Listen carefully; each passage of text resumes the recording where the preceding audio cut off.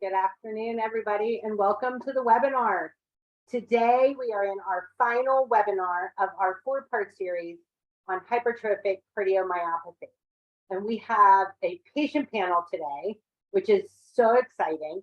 And it's going to be moderated by Glen Kelley, who is a Mended Heart visitor, member, and he is a liaison to Second Chance Foundation, which he is going to talk about. I'm sure he can do much better introductions.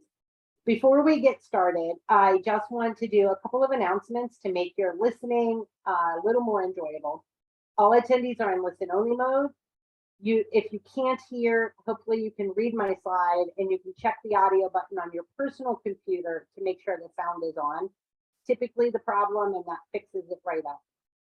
Please type any of your questions into the Q&A box at any time during the presentation, because the moderator will read your questions out during the Q&A. You don't have to wait, though, to put them into the queue. You can just type them in anytime you have the thought. And then a PDF version of the slides is not applicable because this is a patient panel, but a recording of the presentation will be available on the Mended Heart website following the webinar. Just remember, I don't think it applies here because we don't have a healthcare provider, but just in case, please try not to be specific in your health questions because we can't answer those.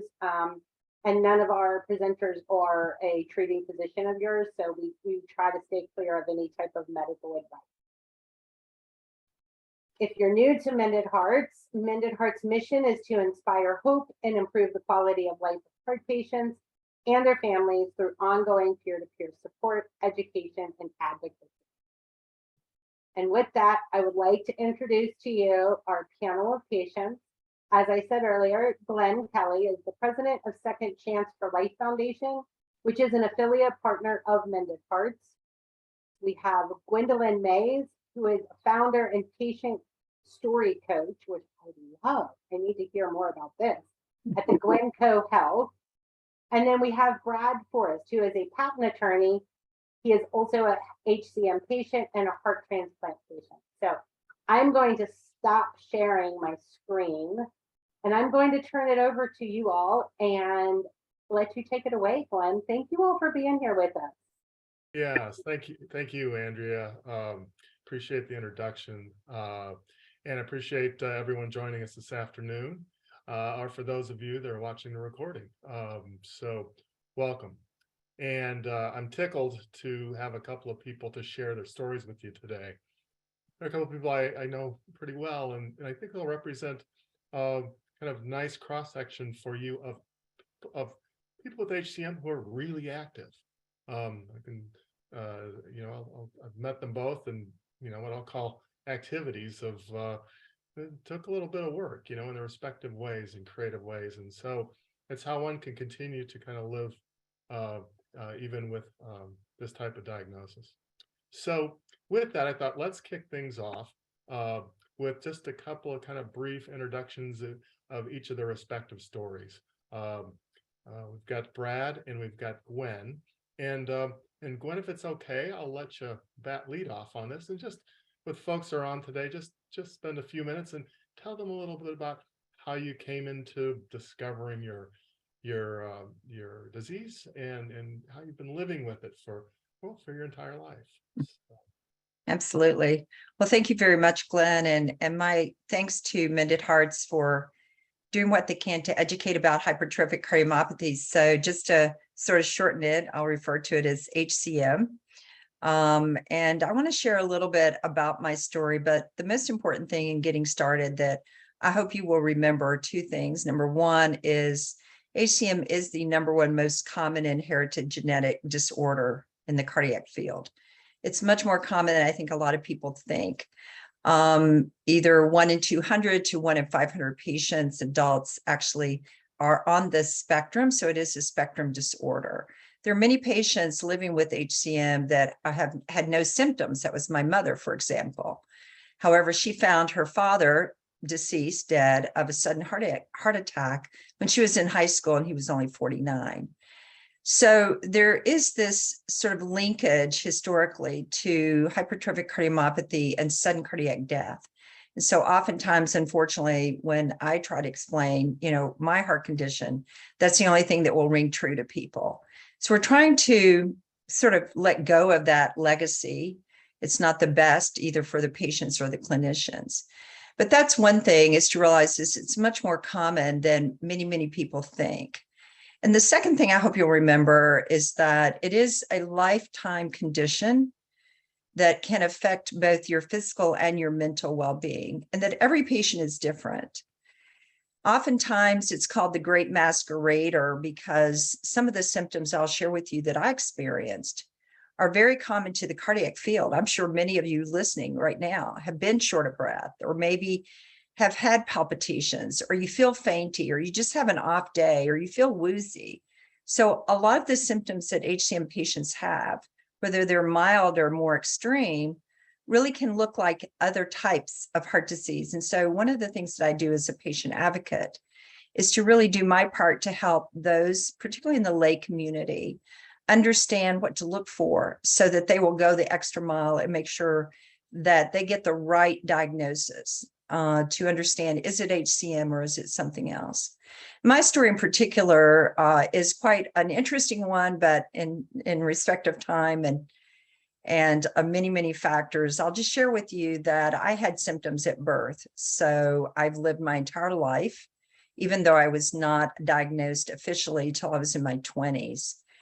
I was in Washington, D.C. I had just moved there after graduating from graduate school as a cardiothoracic physician assistant of all things. So sort of unbeknownst to me, my professional and personal worlds were both on the same track. I was on the metro one day and I had a very, very violent run of V-tach, or not V-fib, but a lot of irregular heartbeats. And I describe it as a horse kicking the inside of my chest. And it was rush hour and I was panicky and I was trying to not faint and I was trying to kind of keep my head below my heart kind of thing, and kept brushing it off. I'm looking for my glasses and all sorts of things. And I was just utterly thinking, I'm going to die right here on the red line going to DuPont Circle in Washington, D.C., a month after taking a job. And I had grown up hearing about sudden cardiac death in my mother's family. And so there had always been this kind of legacy of uncertainty. And I had had a lot of symptoms myself and had ignored them, quite frankly. Went to the emergency room. They told me I'd had a heart attack, which they retracted, then thought it was a pulmonary embolus. But the next week I was diagnosed with hypertrophic cardiomyopathy. At the time, it actually had a different name to it. And that really began my journey, which is now I am 4 decades into. It's been quite a long journey. I'm fortunate in that most of the challenges that I have, the shortness of breath, the irregular heartbeats, the palpitations, the fatigue, the anxiety, quite frankly, of living with a condition that was not well understood as a young woman, advised not to have children, which is not the case today. I was told by the cardiologist the very first day I met him, you will have a shortened life expectancy. And I remember at the time, my parents were in their 50s and I thought they were ancient. It's like, well, how long is that? And that was what I was told over lunch hour one Wednesday in the middle of August in Washington, D.C. in 1988. And no one really knew then, and there was not good treatment for it. So I want to kind of wrap this all the way up. And what's important for me now is really to realize that there are so many advancements in this field, and there's so much now more known about HCM, how to diagnose it, how to actually look for it when you might know what the diagnosis is, or you've got symptoms that look odd to a clinician. HCM can strike people, both genders. Brad and I are here. Any age, you can become symptomatic. You can be a genetic carrier and never have symptoms. As I said, that was my mother. You can have symptoms come and go. It is not a linear progression. And I'm just really, really fortunate that I've been able to be medically managed at some of the centers of excellence that have developed over the years. I'll kind of wrap it up there, Glenn. It's not so much about my particular story. I can get into that more if you'd like, but really to just let people know that If there is a history, particularly of undiagnosed heart disease or any concern at all that goes unexplained by your primary care physician or your cardiologist, that you'll think, could it be HCM? There's a lot more known about it, and hopefully getting an accurate diagnosis is really the best thing that we can do for ourselves and for others in our family. So thank you very much. I'm glad to be here. Thanks, Gwen. And that's great advice. The offered at the end there is, when in question, ask. The power of the question, right there, with any medical provider. And if you're not sure the answer, it's okay. Ask again. So, Brad, turning to you, let me offer the floor to you for a few minutes and tell us a little bit about what your patient journey to today has looked like, I guess. Will do, Glenn. Thanks. Yeah. I kind of echo Gwen's thoughts about, people ignoring their symptoms and almost living in denial for a long time. But in high school, I think is when I really became somewhat symptomatic. Even though I was on the swimming team and swimming sprints, my nickname for some reason was Driftwood, because I just did not have the capacity to swim longer distances. And in fact, I looked back at my yearbook and a few years back, and the goal that I'd written down was to finish a 50 freestyle race, which is like a 25-second race. And I never had the endurance to actually power through it till the end. But it was still, I still enjoyed it. And that kind of set the stage for me to continue to exercise throughout my life. And I was actually diagnosed when I switched jobs around 25 and went to work for IBM in Rochester, Minnesota, in the Mayo Clinic. Diagnosed me with hypertrophic cardiomyopathy, HCM.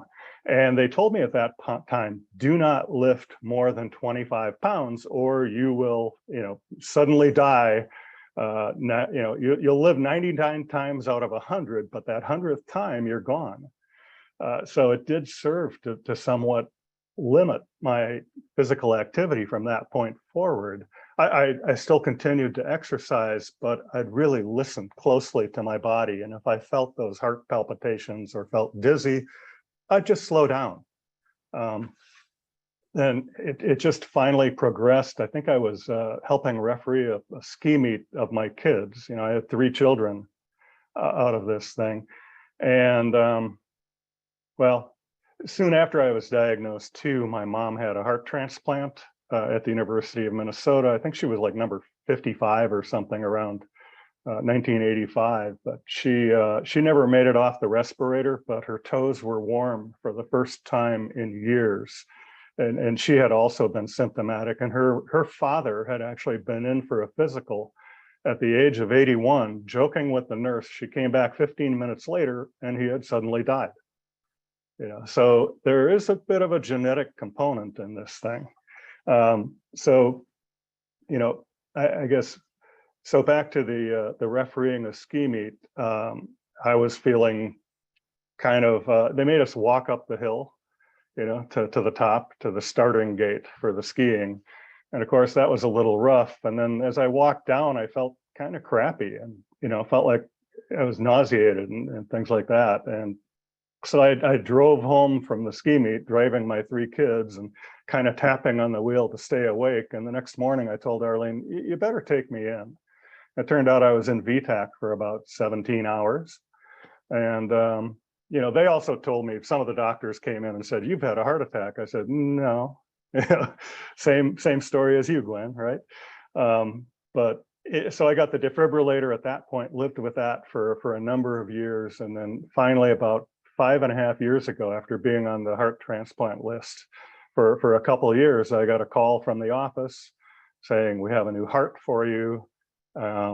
And I started sending emails right away to everyone, trying to answer a few last questions. And I finally said, forget this.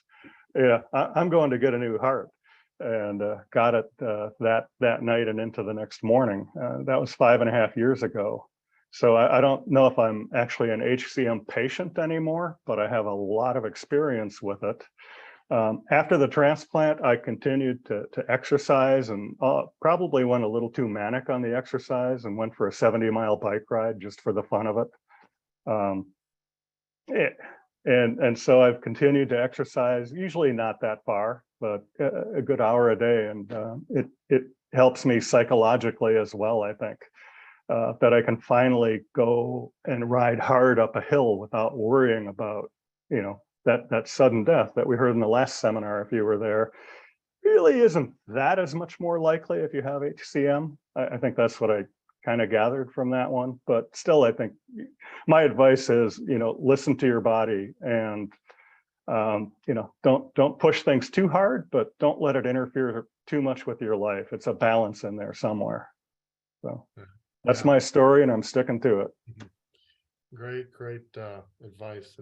And Brad, if I might follow up, I know obviously it seems like it might have touched your mom having the problem she had, but this was this before they could even diagnose HCM, when she'd had her transplant and her heart disease before that? Or yeah, she had been diagnosed with HCM. okay. And the interesting thing is, our manifestations of HCM, the different heart modeling, was completely different. She had a big floppy heart, and she'd had problems when she went to Yellowstone to work in college. She had to come home because the altitude was too high for her. And my heart was just basically getting stiffer. And the ejection fraction was still pretty good, but there wasn't much blood going in to begin with. I think that's a really good point, and a great takeaway for folks on the call is that it can present many different ways, if I'm not mistaken, right? And yeah, my son had an obstructive growth of the septum, so it was obstructing blood flow out the aorta. And he was wondering why these, overweight kids were jogging up the ski hill while he was sucking wind, right? And so he had his septal myectomy, I think they call it, where they shaved off a piece of it, and he felt a whole lot better since that time. And that was probably about 4 or 5 years ago, and same surgeon that actually did my heart transplant. So small world, but he's doing much better now. And anyway, he was invited to be on the call but couldn't quite make it. But that's his story too. You got a 2 for 1. Yeah, great. In fact, you kind of lead right into that one, if I could follow up.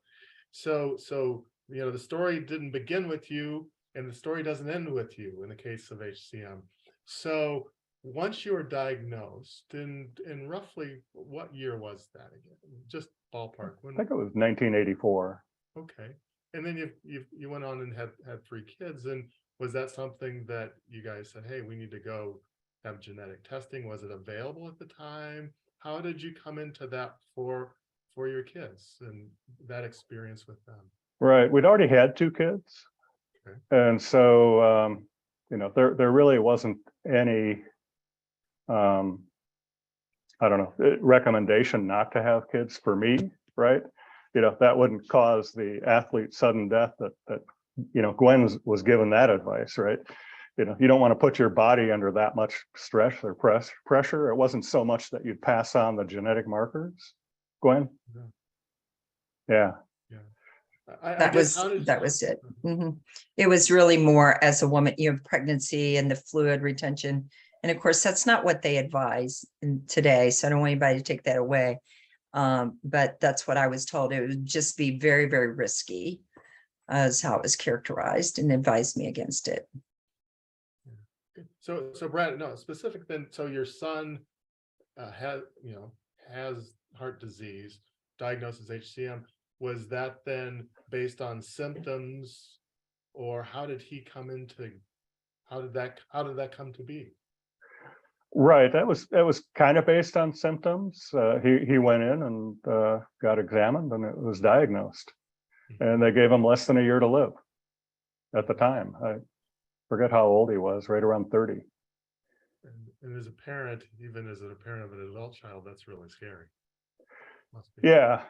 I mean, I guess the one humorous part was, as emotional as it was to see your child, getting prepped for surgery and getting sedation, and as they're wheeling him off, listening to him try and tell a joke that I'd told him before, and he was just screwing it up royally. But yeah, he made it through.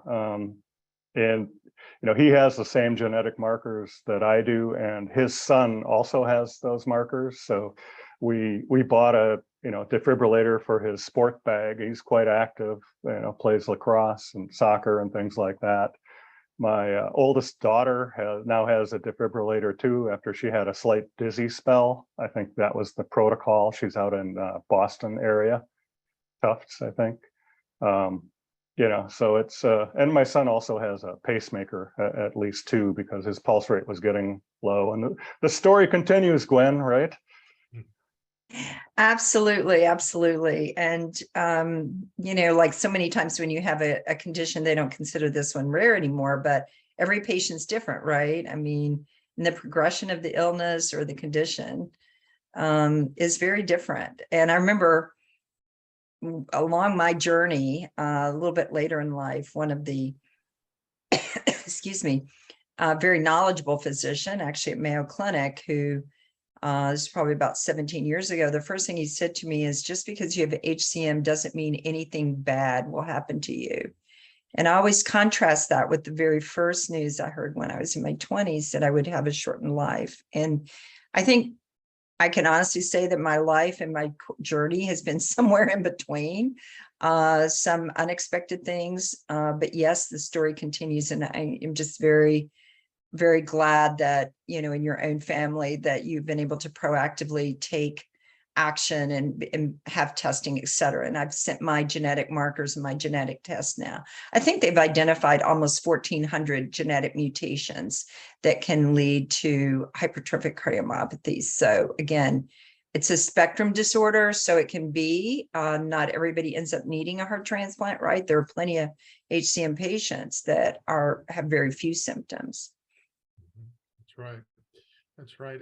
And if we look at this, then, it is that kind of living, as you mentioned, Gwen, the, HCM, your life, your work is all kind of intertwined along the way. And thus your story.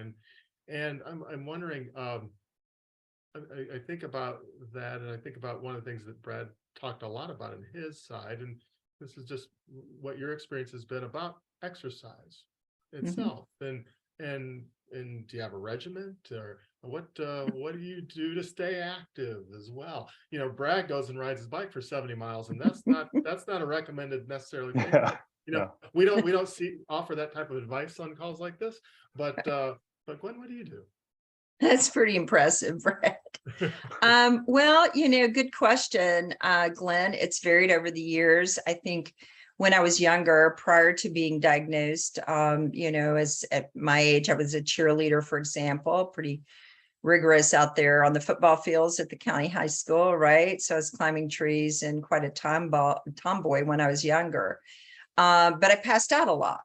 And again, there was very little known about it at the time. So there was kind of this concern in the back of my mother's head, but I was very rambunctious. I was very active. And so as a young woman, I was pretty active over time. By the time I was in my 20s or 30s, I'm reminiscing, listening to Brad. I remember I lived in Atlanta, Georgia, where I went to graduate school. And if we have any runners on the call, most people know about the Peachtree Road race, very popular race in Atlanta. And I was determined that I was going to take up jogging. And for almost entire 2 to 3 months, kept a diary and tried my very, very, very best to run 1 mile.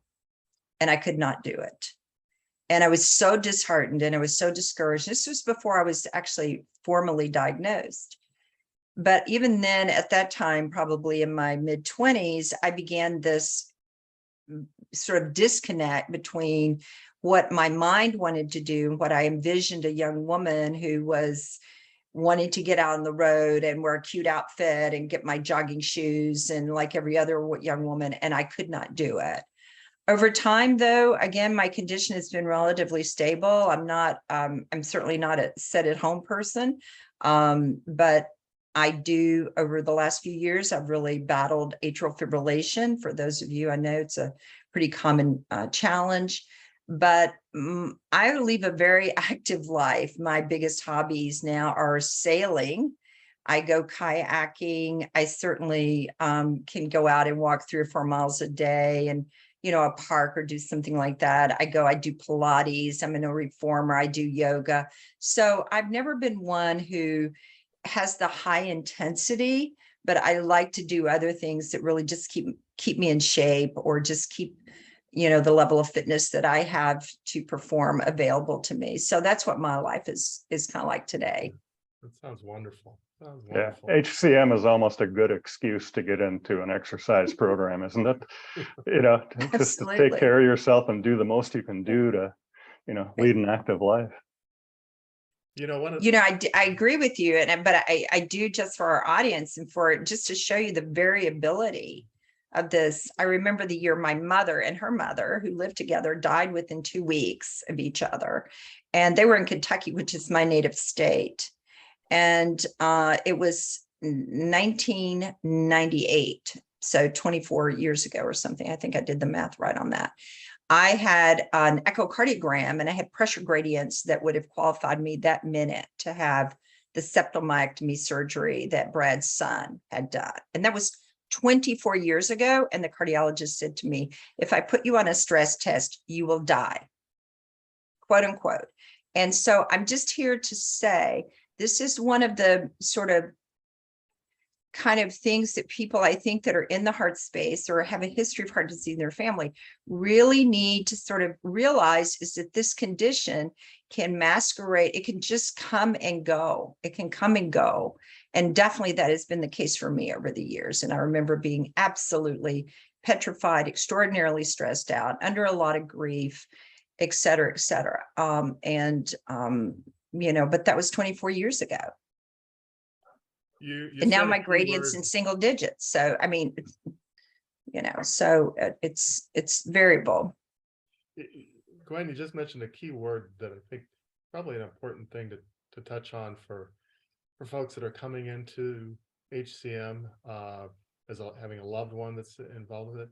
And you mentioned the word grief. And I think about the the mental and emotional aspects of this disease in particular. It's probably similar to other experiences and other types of genetic disorders and so forth. But let me ask you guys. I mean, you're both active, which we know that's a big thing. But tell us a little bit about your journey there and what's helped, and how do you live every day to its best? Well, I'll kind of kick that off because it's an area of importance to me. Actually, one of the things that I always do, and Andrea asked about a patient story coach. So I do work with patient advocacy groups and biopharma companies and academicians to really work one-on-one with patients to help them tell their stories and kind of dive into what does it mean for them? What story are they telling themselves about the information they hear? And that's true for any disease. But I learned early in life that when I heard I would have a shortened life expectancy, that I should not have children as too risky, and that there was no real treatment for it. I told myself a story that I was a loser, that I had no future. I told myself a story. And so one of the things that I think emotionally and mentally that I have been forced to learn over my life is how much I individually have contributed to my own stress and worry about my heart condition. And I'm not, ashamed to say I've often sought professional help. Sometimes I take anti-anxiety meds. I live alone. I don't really have a lot of family around me. And this, you can get upset over a broken, arm or a back pain. But when your heart feels like squirrels are running around in your chest, that's how somebody described AFib to me the other day, that can really be very, very difficult and very, very stressful. And so, we have an incredible connection between who we are and our hearts. And we see that all around us at Valentine's Day. And I love you with all my heart. And, even if you meditate, you put your hands over your heart, et cetera, et cetera. So you can't really get away from it. But the emotional and well-being and the psychological health of living with a heart condition, in my opinion, is equally as important as the physical component. We can get on Google, you can talk to other patients, get the name of a centers of excellence. You can get, you can get information about drugs, information is right at the click of a button these days. So what I'm always concerned about is how do you make it through the night and keep your wits about you? And that takes a different set of skills that, quite frankly, Glenn, I'm still learning. It might be journaling, some meditation, faith, talking it out, crying it out, expressing my concerns to my doctors. I am scared. I'm scared. Okay. I need somebody to hear me. And so, not just for HCM, but I hope that something of that resonates with anyone who's listening, is that it plays a very, very big part of your overall health. And it's something you have to continually work at. I mean, you just have to kind of keep it always right in your forefront. I'm sure both of you, I see the nods in my head. I mean, it's hard. I hear you loud and clear. Loud and clear. My own personal story, I wasn't diagnosed with HCM, but as both of you know, it's quite a long and storied and documented one, and that's what it is. There's no single trick, is there? You've got a bag of them, and on any given day, you pull one of them out. Right? Yeah, I think well, for me, I mean, I had years of atrial flutter and AFib as well, and numerous ablations until they ran out of extenders, to do any more. And it is really unnerving. That heart is like the one organ that can, let you pass most quickly. It stops beating and doesn't take too long after that. And that's a burden to carry. And I think, I don't know, maybe I was more fatalistic in my approach, or maybe I just kept too busy with family and work, and I just tried not to think about it as much. And every once in a while it'll hit you, when you least expect it. But support can be extremely helpful. And, I got that through family a lot, and that interaction, and that kept me going. But don't be shy seeking help in this, because, it's such, I don't know, it's like playing Russian roulette in ways. Is what it feels like. As we heard last week, maybe it's not quite that bad, but it still feels that way. Thankfully, they've pulled a few more bullets out of that revolver since that was exactly. Yeah, absolutely. A bigger chamber too. Yeah. Let me ask, and first off, I appreciate your candor throughout this. And for someone who's watching or listening today, maybe they've had a family member that's been recently diagnosed, or maybe, we're a few months from now and someone's watching the webinar because they just got diagnosed. If you reflect on your respective journeys, what might you suggest? Brad, go ahead and kick it off. Well, despite what we heard about doctor advice from 20, 30 years ago, listen to your doctor. And just to try and stay positive and recognize that medical technology has progressed a long ways, and you usually can lead a very productive life just by staying positive. Listening to your body, I think, is one huge thing that got me through it a lot.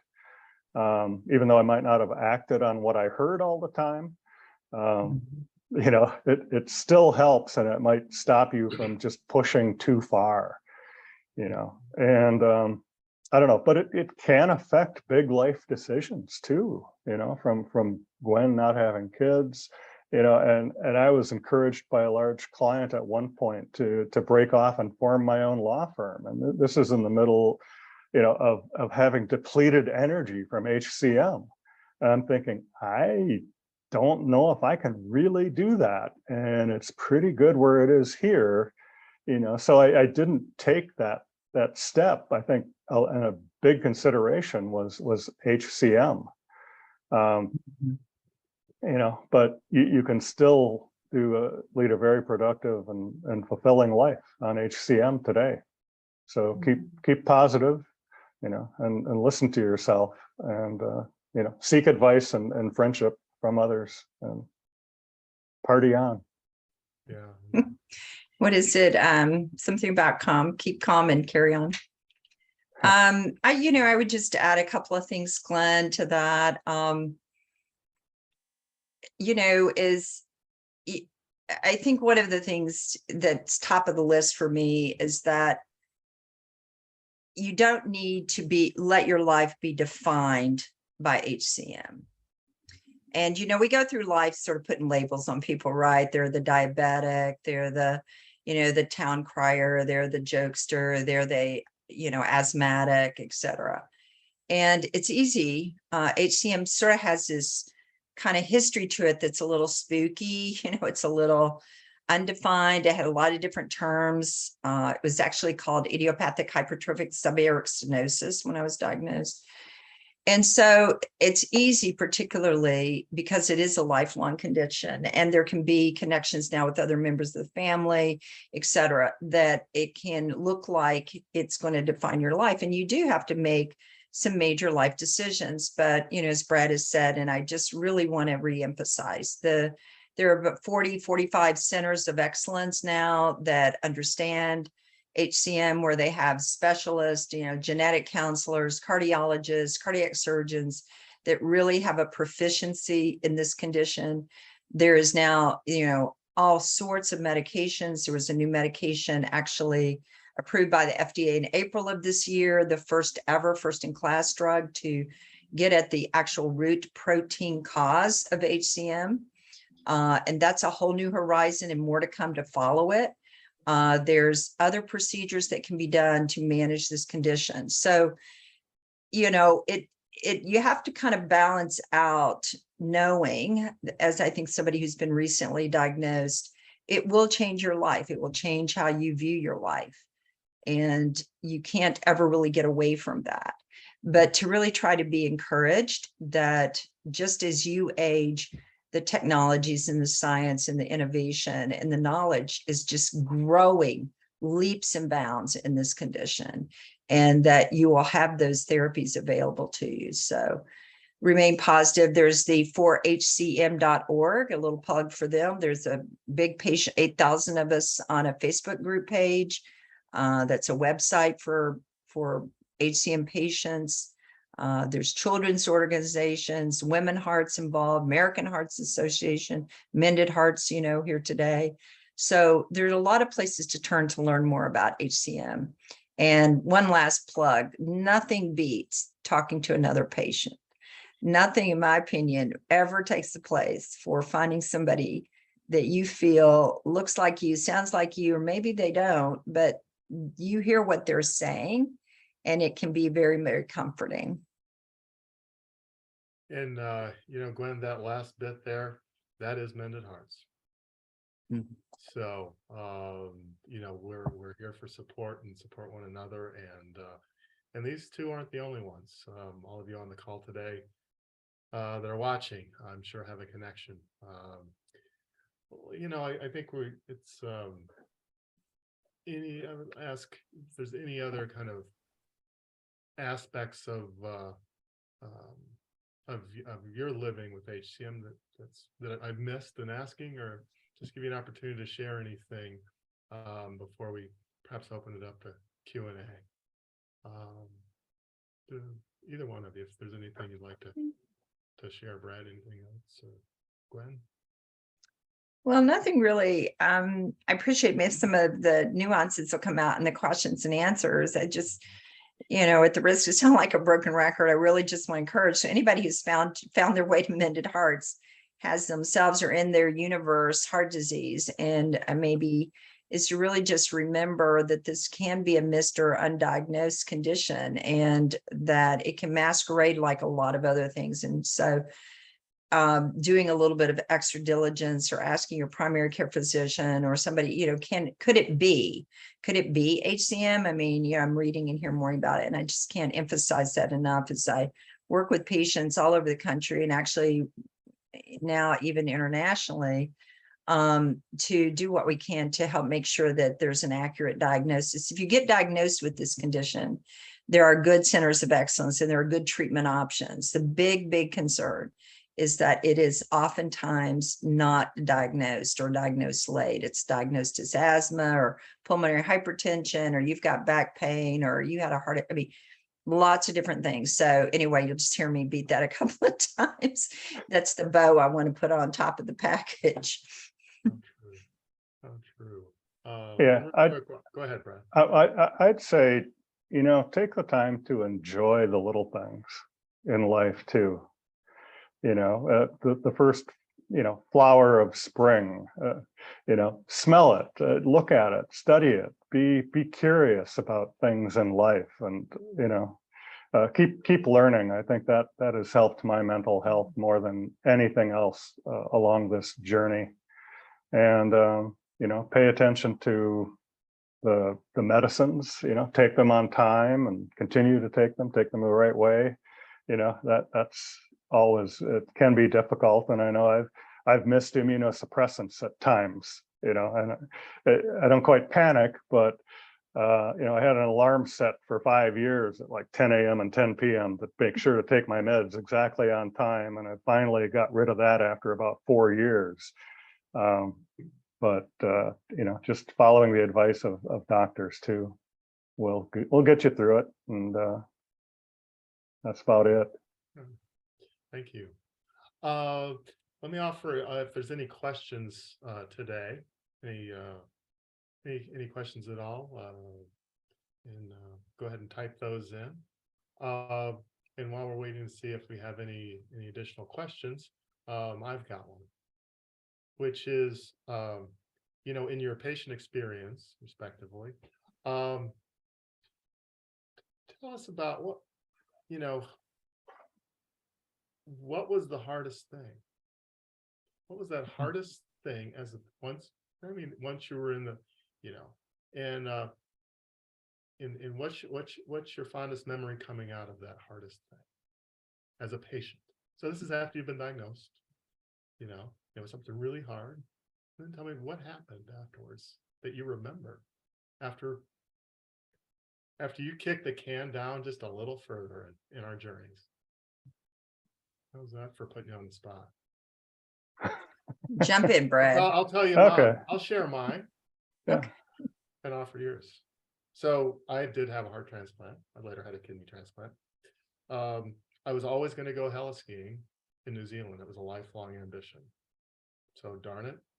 I hadn't gotten a kidney yet, but while 2 years after my heart transplant, I went heli skiing in New Zealand. So that's what I got out of the hardest thing for me, which was, it was a heart transplant. So. Well, okay. Well, I don't know if it was the hardest thing, but maybe, riding my bike about 3 or 4 months before I got the transplant, and going kind of slow, and I was probably only riding about 3 or 4 miles, and this person on a 3-speed bike sitting upright, just kind of merrily pedaling along, passes me, and she says, "Oh, you're the first person I've ever passed." And so maybe that was a blow to the ego or something, but even today I get passed by 20-year-olds going up a hill, and you get over it, right? You are who you are, and embrace that. But then waking up after the heart transplant, and I think someone asked, how you doing, or how you feeling? I said, all right. And just my first thought was, it must have worked. This is fantastic. And from that point on, despite what you still have to do to maintain that heart, it's not just a full panacea. I mean, you still, they go in through your neck and take pieces of your heart to make sure there's no rejection and things like that. So it's, but still, it's pretty amazing to come out the other end. But again, it's still a journey. I don't know what's going to happen next, but I'm here for the long haul. All right. Well, just a couple of things from my perspective that I'll add. So I know when I've been asked that question, which is really a hard question, what was the hardest part? Most of the men always talk about something sports related, right? Or they're so competitive that somebody could run faster. And they have a lot of those memories, right? Understandably. I think for me, it was very reflective of the time when I started having my most trouble and in graduate school in my early 20s and then diagnosed. And I feel like that probably the hardest part for me was as a young woman, when you sort of take away someone tells you not to have children, and I'm kind of, that Southern girl where getting married and having children was the reason you exist. That's why we all did what we did, right? So that was the marker, that was the gold standard for me. And to find myself in a large town and sort of a little bit out of my element intellectually, and then to have that taken away from me was really the hardest part.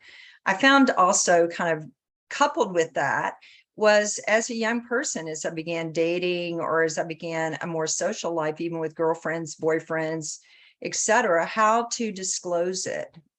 And who do I disclose this to? And that circle of privacy, now here I am on webinars, right? So now I talk to thousands and everybody knows. But, at that time when there was really no internet, there was no patient support groups, there was really nobody that had this condition. I think my doctor had one other patient.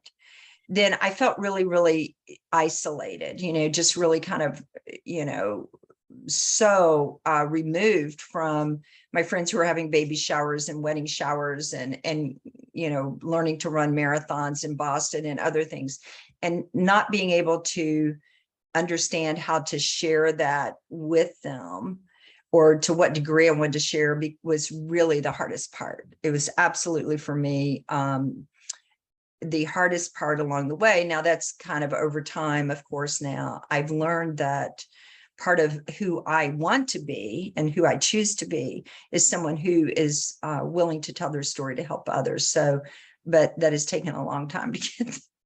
Wasn't always the case when I was younger, right? By any stretch of the means. I always had to walk out of they used to do like jazzercise. I don't think they do those anymore, but I used to always compensate by having these really clever exercise outfits and all this other stuff so nobody would notice that I couldn't stay on the elliptical machine as long as everybody else. So when I was younger, it was pretty challenging to find a community that I felt I could identify with. I can identify. I used to have to go to the bathroom a lot during exercise class. Yeah, I had an uncontrollable bladder during exercise. Yeah. Well, I had one of the partners want to go for a jog with me. And I said, I don't really do that because I don't want to be pushed competitively. I want to listen to my body. So I've always been a kind of a solo exerciser ever since then. Even in college, my wife and I would go running and she'd take off like a rabbit and I'd just be kind of jogging slowly along. By the end of the run, I'd be going fast and she'd be going slow, and we're still married. Yeah. That's great. Yes. Absolutely. Yeah. Great. Well, good stories. And it doesn't look like we have any other questions that have been posted. So Andrea, I can turn it back over to you, and you're welcome to ask any of us questions or any closing comments, I suppose. Thank you all so much. What great information. And it was so wonderful to hear your stories, but to hear also how you're thriving and all of the great advice that you're giving to others.